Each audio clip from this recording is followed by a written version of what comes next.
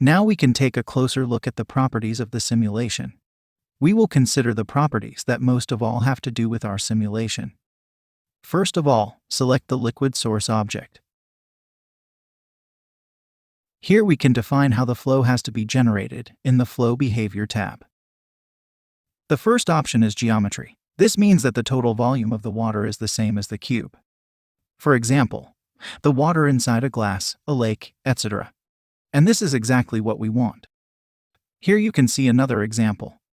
The total amount of fluid is the same as the volume of the sphere. On the other hand, if we set the behavior as inflow, the liquid comes out continuously, like from a tap, and the container is completely filled with water. In order to save computation time, the simulation only considers the particles at the top of the liquid. The height of the volume, where the particles have to be computed, is defined by the narrow bandwidth property in the domain object.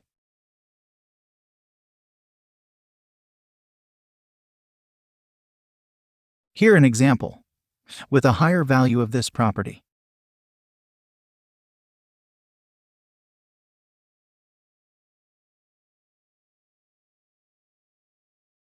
In our simulation, we can leave this attribute at its default value. Indeed, we only need to compute the collision with the boat, and this happens at the water surface.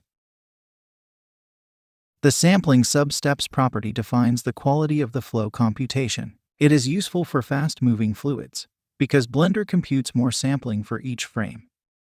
For example, here we have a fast-moving object. You can clearly see the circular shapes of the particles in each frame.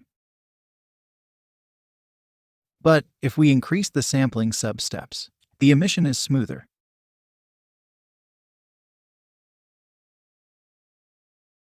However, the higher the samples, the slower the computation time. But in our case, the fluid source doesn't move, so we can leave this value to 0. Finally, we have the initial velocity property. This is useful when we want to add an initial velocity to the movement of the particles.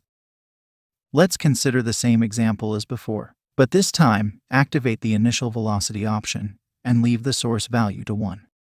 This means that the velocity of the source is added to that of each single particle. And the result is definitely more realistic than before. On the other hand, we can simply add an initial velocity along a specific axis, as you can see in this example. But, again, we don't need any initial velocity for our flow source. The most important property of the domain is the resolution divisions 1. This is related to the level of detail of the simulation. Indeed, it refers to the number of subdivisions along the longest domain side. So, the higher the number, the higher the resolution. The resolution is defined by the voxels. Consider a voxel as a 3D pixel. You can see it in a corner of the domain, and it gives you an idea of the resolution level. But how does the resolution directly impact a simulation? And what about the number of particles? Let's consider this simple example. I manage the resolution and domain size so that the voxels have the same size as the grid cells. In this way, it's much easier to see the relation between the resolution divisions and the number of particles. So the question is, how can we define the exact number of particles in our simulation? Well, let's consider the settings in the Liquid tab. With the system maximum, we can set the total number of particles, for example 10, 20, or whatever number you want.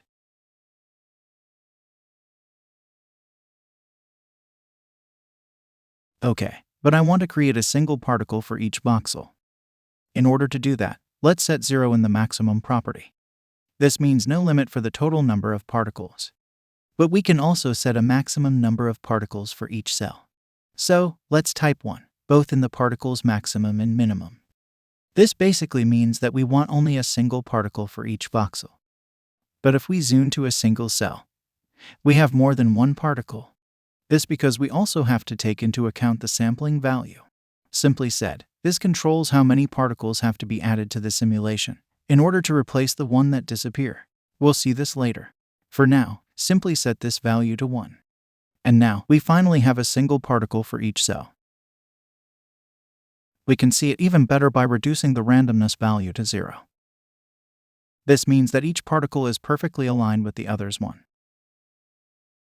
Now, try to set different values in the system maximum field.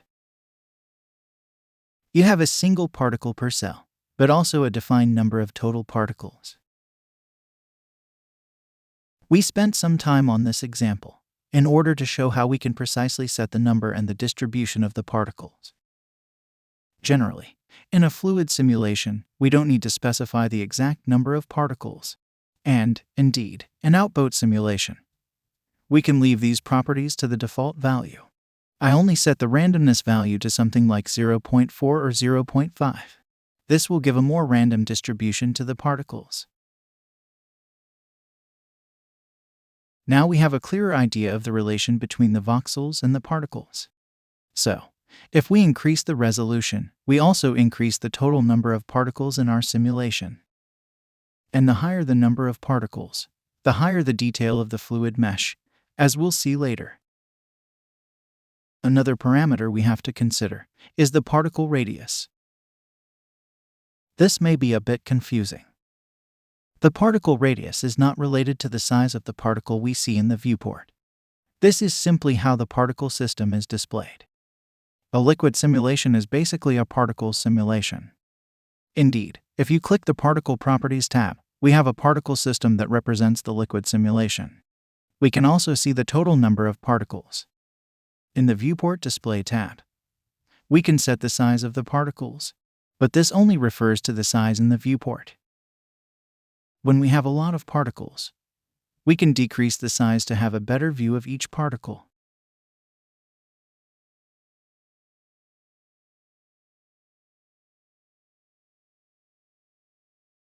The particle radius in the fluid properties is related to the size of the area around each particle that has to be considered as liquid. If we start the simulation, the particles fall down and will move across the grid cells of our simulation. As we saw before, the size of these cells is defined by the resolution of our simulation, and every aspect of the simulation is filtered by this size. So, when a particle moves, Blender has to define how much area around the particle has to be considered as liquid. In order to do that, Blender marks each cell around the particles as liquid or not liquid. So, the higher the particle radius, the higher the cells that will be marked as liquid. This, for example, can be useful when a simulation appears to leak volume. However, it is generally a good idea to leave this value to 1, and this is the value that I also set for our boat simulation. But we also have a particle radius attribute in the mesh properties. We'll see this in a moment, when we'll consider the mesh creation.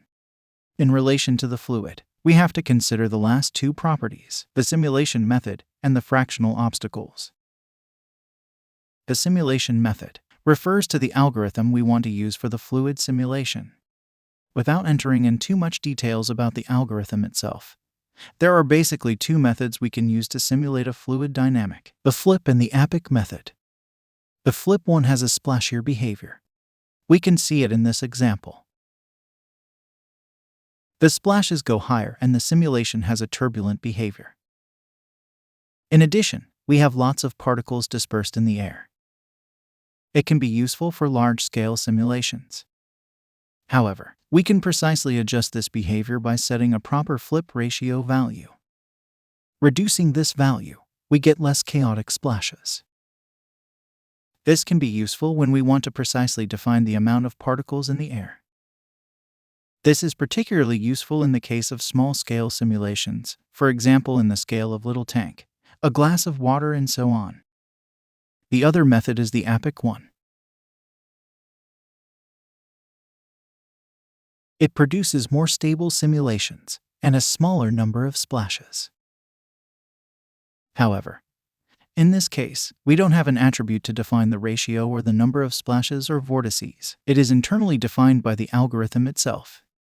It is useful for small-scale simulation. Indeed, in these cases, we generally want the simulation to be less splashy and more stable.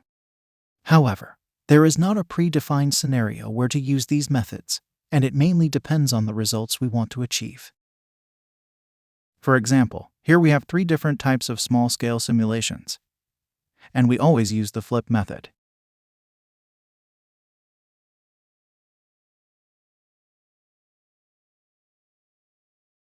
In the boat simulation, it is better to leave a flip simulation as it is a large-scale simulation and we also want more splashes.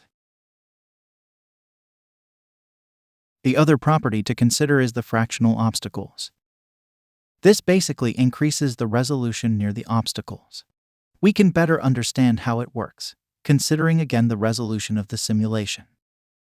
As told before, the resolution division is important, as it is the main grid that guides some behaviors of a simulation.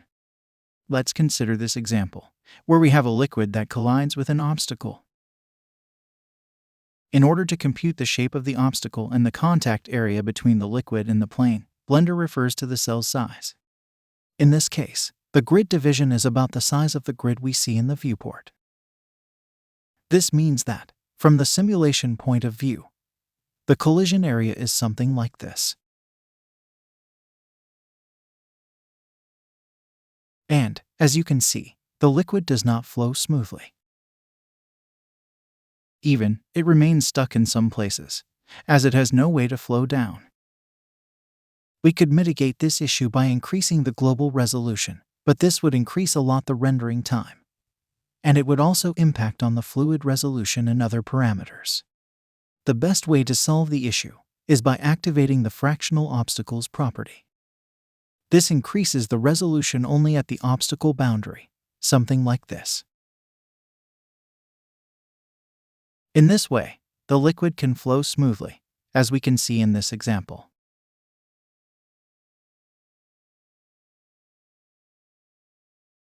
This is a property that can be appreciated in small-scale simulations, as in the examples we just saw. In our boat simulation, we don't need this, and we can leave it at its default value. Now we can finally go back to the simulation of our boat, and this is the point where we left it. What I'm going to do is to have the water collide with the boat and create some splashes. At the moment, the boat passes through the water. Basically, we have to transform the boat in a collision object.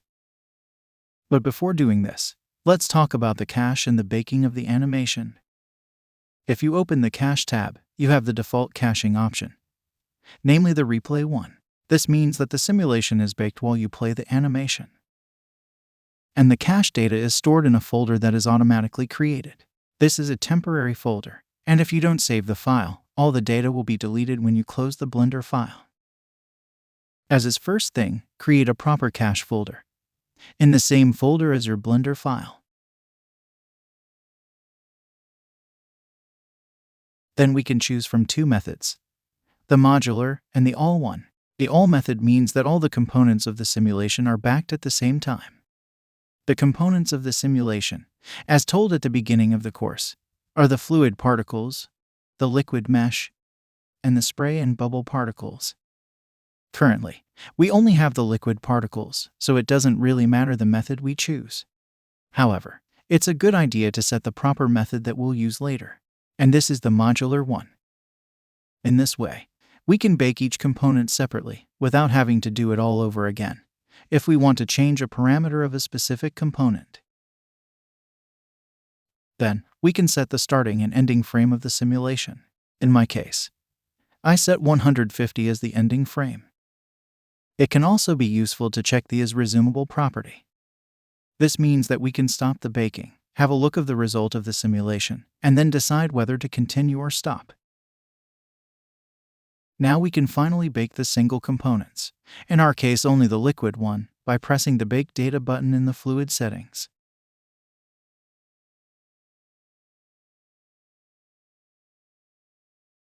After the baking is finished, the related cache data are grayed out. If we want to update a parameter, we have to delete the baking data and then bake again.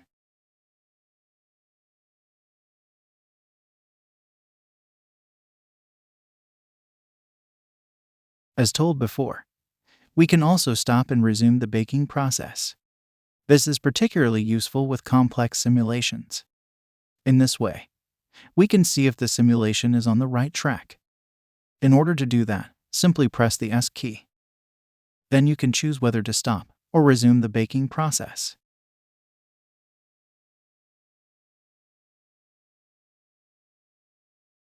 Now we can move on to the simulation of the collision of the boat with the water.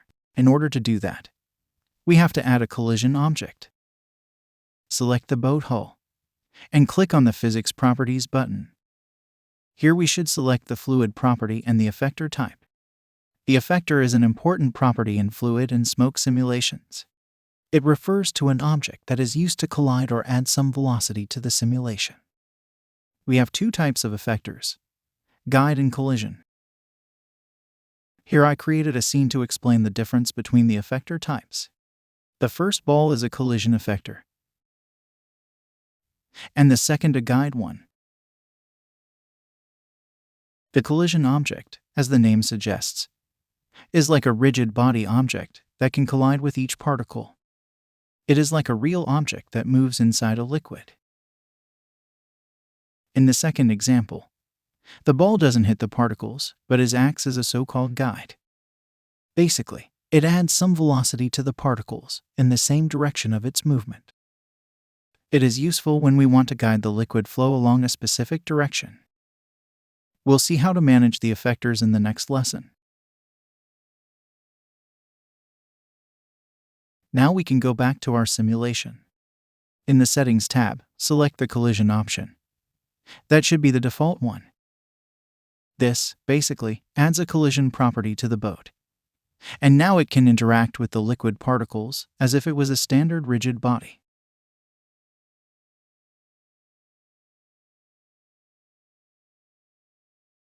However, there is a better way to do that. First of all, remove the fluid property from the hull. In relation to the specific 3D model of the boat, this could be a heavy object with many faces and fine details, and this means more computation time. In addition, as we'll see in a moment, we also need to assign the guide property to this object, and we cannot assign both properties to the same model. The best way to do that is by duplicating the boat hull and creating a low-poly version of it. But in this case, the boat hull has a gap on both sides, so we have to join the object with a copy of the stern and bow of the boat.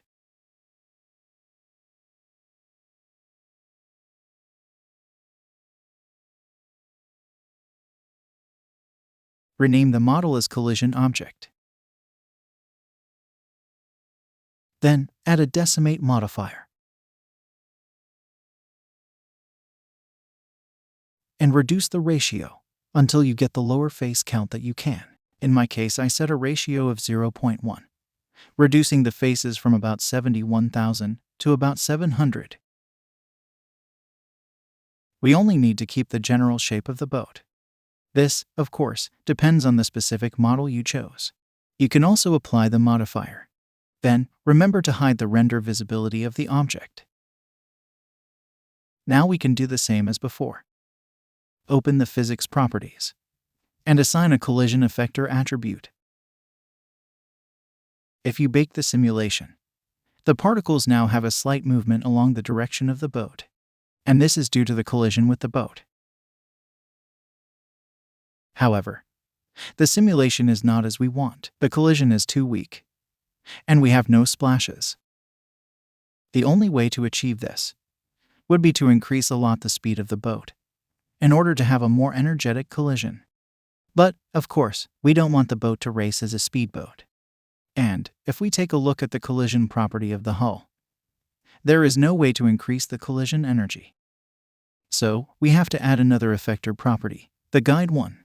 This is useful to add a velocity component to the simulation, as we saw before. Before doing that, let's consider two last things. The first one is the model we used as collision object. We created it by duplicating an existing model and reducing the face count. And this is fine. However, there is an even better way to do that. Depending on your model, the mesh of the boat you use could not be the right one to be used as a collision object. When Blender computes the collision, the shape of the object is very important, and it can be the source of various issues. So, The best way to do that is to model yourself a simple cage around the original object. And this is exactly what we did in our final project. It's a very simple shape, and it is completely closed. Indeed, at this moment, we don't need the liquid to flow inside the boat. This would add complexity to the simulation and cause some issues in the collision detection. So, if you want, you can model a simple cage like this that we'll use later as an effector in the simulation. The second thing we have to consider is the timescale property. This basically refers to the global speed of the simulation. Let's create a simple example with a flow object in a domain. In order to compare two simulations, we can create two domains. So, add a sphere object and add a quick liquid effect.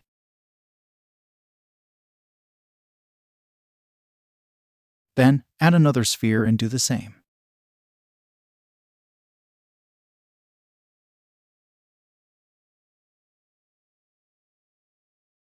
In this second domain, set the time scale factor to 0.5.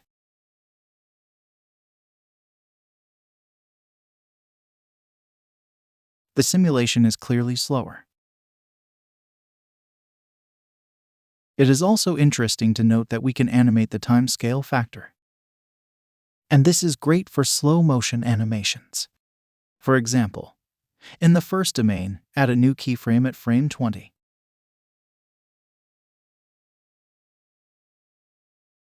In the next frame, set the time scale to 0.2 and add a new keyframe.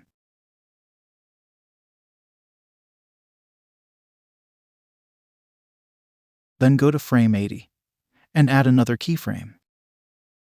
Finally, in the next frame, reset the value to 1 and add a keyframe.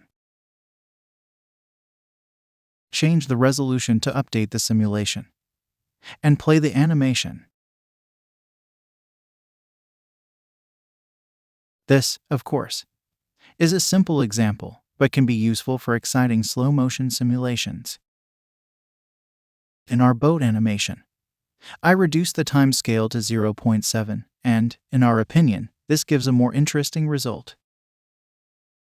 Now we can take a closer look at the collision object.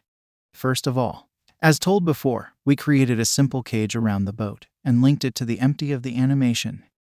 Remember to place this object inside the water effectors collection, as we want the water simulation to be affected only by these effectors. Indeed, we set this collection in the Field Weights tab. If we don't do that, the water simulation would also be affected by the wind force that we added to move the sail. In the Physics tab, there are some additional properties related to the behavior of the collision object. The sampling substeps is useful to add more samples between frames, and this is useful for fast-moving objects. Let's consider the example we saw before, related to the effectors type. If we advance one frame at a time, the object moves forward by a given distance. This is the position in the first frame, and this in the next one. By default, Blender calculates the impact with the particles only once in this space. But if the object moves fast, the calculation may not be correct. So, in this case, we can increase the sampling substeps, allowing Blender to perform multiple calculations in each frame. In this way, in the same space and time, Blender computes the impact multiples time.